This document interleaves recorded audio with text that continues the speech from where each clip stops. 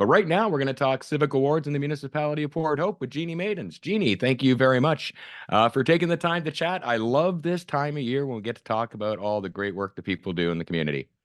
Isn't it great? York, thanks so much for having me. It's always fun to open up the Civic Awards program again at the top of the year and start to encourage everybody to look around and really pay attention to your neighbors and your family and your network and say, like, who's doing good things and who deserves a Civic Award nomination. And in the municipality of Port Hope, that's not a difficult task to do because there are so many volunteers, so many events. And it's not just the events, it's also, again, like you say, watch your neighbors. It's neighbors helping neighbors as well that we see a lot of, especially community service awards go to. Yeah. Yeah, the Civic Award program has 9 categories, and we do see all types of submissions come forward for the good type of work that takes place with the community that brings positive impact, that helps improve quality of life, certain achievements, philanthropic contributions, artistic creations, athletic awards. So it's really quite a broad range that the categories offer for submissions. And it's an exciting time of year to see those start to come in. We will go through the categories. Let's go a little bit back in the history of this because I just realized this is the 36th annual Civic Awards that are coming up this spring, established back in 1987. Yep, somebody made a great decision back in the 80s to implement this program, and it's been running annually since. So the 2024 ceremony will be the 36th annual. And again, back at the Capitol Theater in Port Hope, there were a couple of years that was sort of at the Capitol Theater as we did them virtually. Well, one actually from Town Hall. The first one in COVID we did from Town Hall, and then back at the Capitol Theater. Let's talk a little bit about that experience on Civic Awards night of folks showing up at the theater to recognize our very own. Yeah, the energy inside the theater when we're able to have the ceremony in person, which we will again this spring, is palpable. It's so contagious and exciting and warm. You know, everybody comes in, those that are there to support their friends and family that are going to be receiving the award. Our ceremony also features some great local entertainment. Our reception last year had a spread of offerings from local businesses in the food and drink category. So it really is a grand celebration of community.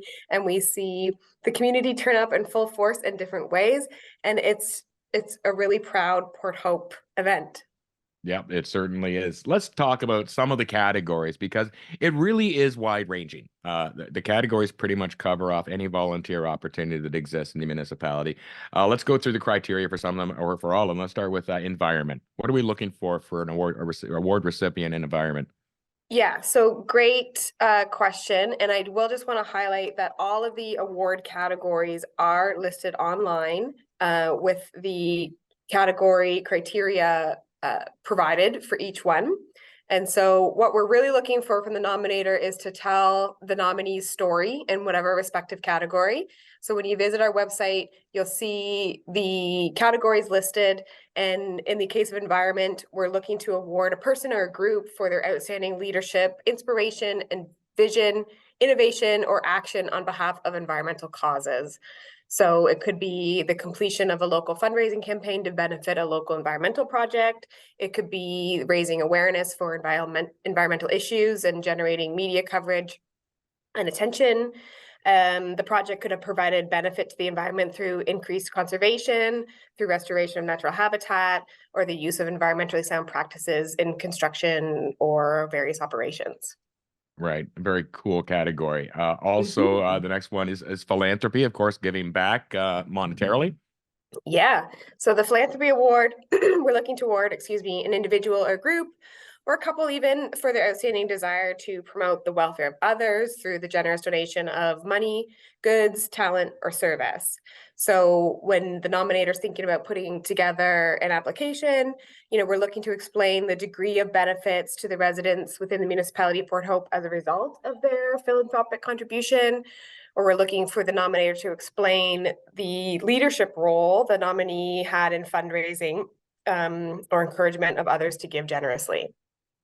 One of the awards that I look forward to the most when I was on the Civic Awards committee to read the nominations was the Inspiration Award. some very Yeah. emotional inspiration award nominees out there for sure. Yeah, we've seen some great um, submissions come forward, and you're right, it really is moving to hear these stories come to life through these nomination packages. So the Inspiration Award is going to be presented to an individual who inspires those around them to serve more or to think bigger, who encourages action, is a strong source of support within the community, or motivates those around them to believe in themselves.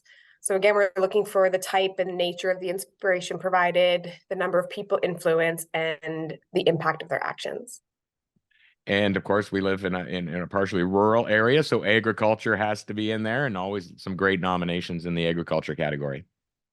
Yep. And so this award is presented to an individual group who's involved in a project that has considerable impact around agriculture and, the degree of contribution in promoting agriculture in Port Hope.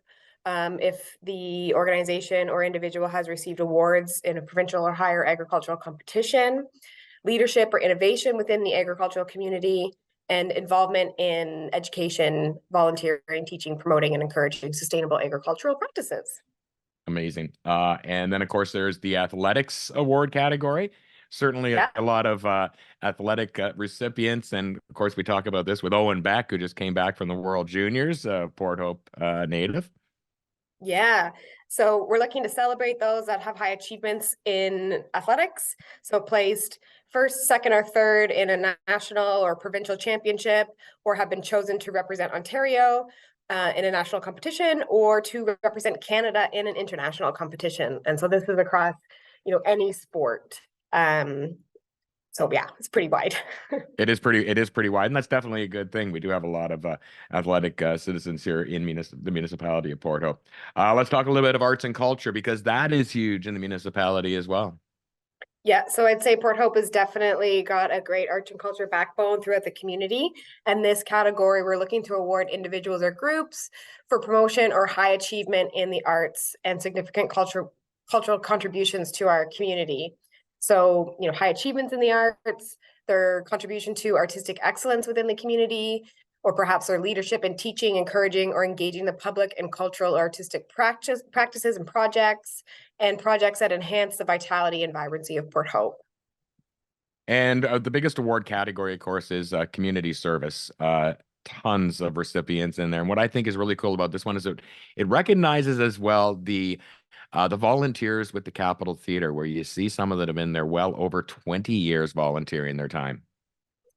Yes, I think this is, again, we said it already, but the Civic Awards highlight these unbelievable stories of longevity, consistency, and dedication across so many different areas of community life, that people are volunteering their time and really helping to enhance quality of life for others. And so that's what this category serves to do. So we're looking for the nominator to explain how the nominee is demonstrated their impact in service and making Port Hope a better place to live. You talk about areas of volunteerism, project leadership, or length of service. And, for this category, because there are so many people doing wonderful things, we are looking for more than a one-day volunteerism example for this category. So that's all detailed in the criteria on the website. But those that have been serving to help projects and help initiatives, either organized or independently, that have been going on, for more than one day. And it's really something too, you can say really stretches all the ages from 9 up to 99 kind of thing. There's volunteers out there in every demographic. Yeah, that's a great point. There's certainly no age limit to any of these categories. The only one for consideration would be the outstanding youth, which we maybe could talk about next, as we are looking for recipients have to be 19 years of age or less as of last year. Right. Now, these are the two big categories, outstanding youth and outstanding citizen. And these are the two categories where the recipients don't know they're recipients until I'm reading their names. Again, that is if I'm hosting again this year. If You're I, in. they don't find out, but these are very important categories because they really do epitomize the meaning of volunteerism. So let's start again with the outstanding youth and the process, because it is a little bit more different, a little bit more detailed when it comes to the outstanding youth and outstanding citizens. So let's start with youth. Yeah, and thanks for that. These are two very exciting categories, and we have had the practice of, working with the nominator to try to keep these awards a surprise on stage.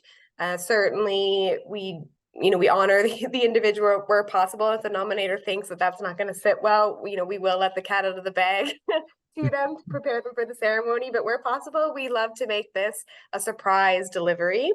And so the outstanding youth and outstanding citizen are a little bit different, as you mentioned. So all of our award nomination forms are online, and it's the same form for all categories. The difference between the youth and the citizen is that we request and require supporting signatures to go along with this nomination, just to show that we're elevating this category to the outstanding category, and we're through the signature sheets, you're getting backing of the community to say, yeah, like, yes, this person is the outstanding youth, or this person is the outstanding citizen for the municipality of Port Hope. And, we sign our name to support that. So for the youth, I mentioned the age requirement. There's no age requirement for outstanding citizen. And, we're asking the nominator to tell the nominee's story here. So demonstration of civic mindedness, the benefits of their contributions to the community, the impact and service as a role model, the length and diversity of service, and with the signature sheets. And certainly these, and with all nominations, you can add attachments. So again, not a requirement, but if you can supply any other supporting documentation to help tell your nominee's story and to help explain to the decision committee, why this person is deserving this award, we'll happily receive any attachments that you can provide. Some of the past outstanding citizens include the likes of Barry Adamson, Karen O'Hara. Last year, Jeff Lees. Talk about being surprised when he realized partway through reading his biography and why he was outstanding citizen. Quite the surprise for former municipality of Port Hope Councillor Jeff Lees. Yeah, that was a pretty touching moment. And we've got a whole list of past recipients inside Town Hall in the main reception area. So if you're ever curious, we've got the listings beautifully framed that are there. And there's lots to celebrate of community members throughout the community. And I will also say, as our Civic Awards webpage now actually shares the recipients from the last 5 years online. So if you're curious to see who's received it over the last 5 years and want to take a look, it's posted there, because we do have a eligibility criteria where we won't be able to provide somebody an award if they've received an award in that same area of work within the last 5 years. So now that information is available to the public right online. So that's the criteria is 5 years. So if somebody was an outstanding citizen in 2005, let's say, they could be one in 2023. Yeah, so I jumped around a little bit. The outstanding citizen category, I think, is a little different than that. I'd have to flip through the bylaw, but Okay. it's listed online. So 20 years in the outstanding citizen category. And that's just to make space for all the other outstanding citizens that we do have in the community. So for the outstanding citizen category, you could be a second recipient, but it would be a 20-year time frame in between all other award categories. And so this goes back to your point about the Capitol Theatre volunteers being recognized for their longevity. And so you could receive an award for the same body of work if you've been consistently doing it in 5-year increments. Right. And this applies to all categories except for athletics. If you're winning a national championship every year, we would happily celebrate that at the Civic Awards stage. That is awesome. I love that. Let's talk about the nomination process and exactly what people do, and then what happens to the nominations. Where do they go? Let's talk. Well, so we'll include the talk about the committee, which is a great committee, by the way. Anybody interested in volunteering their time and serving on a committee, I strongly recommend the Port Hope Civic Awards Committee. Yeah, thanks for saying that. The committee gets to do some diverse work. So not only do we get to plan the ceremony and the entertainment and the catering and coordinating the correspondence between the nominators and the nominees, the committee also does the wonderful work of reviewing all of the submissions. So the submission deadline will be Thursday, March 7th, 2024. So coming up in a couple of months. And then we work to compile all of the submissions, and then we give all of the Civic Awards committee members the package of all the submissions. The committee independently reviews them all, and then we come together around a round table and we deliberate the submissions against the award criteria and eligibility criteria. And then we make a list of recommendations that then goes to council, and council approves that. And then from there, we notify the nominators and the successful nominees, and then we start to do the good work of planning the Civic Awards ceremony. It is quite the experience too when you get a chance to sit and read through these nominations, and from all of them, they're all as powerful. I know I did mention the inspiration nominees. Those ones are good, but they're all fantastic, and it's really opened your eyes up to what people actually do in this community. Yeah, it's incredible to be in a seat to get to take a look at this type of work. And the committee does the good work of sharing that with the community through the Civic Awards ceremony, but it almost feels like you get the behind the scenes knowledge and you get to receive it first through the review process. Yeah, and it feels like somebody's pulling a veil and you have a new perspective about community life, who's doing what, maybe projects that you never heard about before, or initiatives of varying types. And through the Civic Awards program, we get to become aware of those things. And so that really is the exciting part of this nomination intake being open. And this is the call to the community, because the nominations are the key ingredient to a successful Civic Awards program. Without the work of the nominators, taking a look around, recognizing the good, impactful work that's being done, and taking a few minutes to begin to draft that nominee story. I mean, this is how we get to celebrate, is by members of the community saying, hey, this person over here, they've been doing XYZ for this amount of time, and this is the impact that it's taken. And then they draft that up and they provide that. And we don't celebrate the nominators in the same way that we do the nominees on stage, but I do want to take a minute here to say that we do celebrate the nominators, and you are the key ingredient to the Civic Awards program. And so your work is valued, and I encourage everybody to try it out, try to be a nominator and see what you can find out about your friends and family and neighbors and put together a story. You're going to find out quite a lot for sure. And if you are not a nominator, and even if you are, Thursday, May the 2nd is the date of the ceremony at the Capitol Theater. It's free to attend, and it's great to have the public come out and cheer on and actually really hear what people in the community are doing. It's a perfect opportunity for that. Yeah, it's really great. It's springtime is the right time. It feels good to, head to downtown Port Hope to the Capitol Theater. It feels good to hear about what's being done and celebrate and carry that energy into the rest of the year. And there is a bit of a reception afterwards where the public can meet with the recipients and get pictures taken and all that sort of stuff. It's a social evening as well. Absolutely. Yeah. So we're looking forward to that in May. Priority number one is to get those nominations in up until the March 7th deadline. And everything is available on our website. So porthope.ca is the basic website that you can go to. There's various things. You can use the search bar to get to the Civic Awards page. You could write porthope.ca/civic-awards if you want to go direct. So online, we have our nomination forms. We have the signature sheets. We've got the award criteria. We've got tips for a great nomination. There's a bunch of information on there that can help support the nominator through their journey. The digital submission form, you can save and revisit later. So if you start working on it and you realize you need some more information, you can save that and revisit. You can send the signature sheet around digitally. Of course, you could also print off hard copies of the nomination form and fill it out pen and paper, same as the signature sheets, and mail or drop off hard copies. So there's multiple ways that you can complete the nomination process. And of course, if there are any questions, you can phone my office, and I'm happy to, help walk you through that the best we can. And the tip sheet online is really helpful. It, clearly kind of explains what the criteria and the decision committee is looking for. Right. So, take a look at what that is.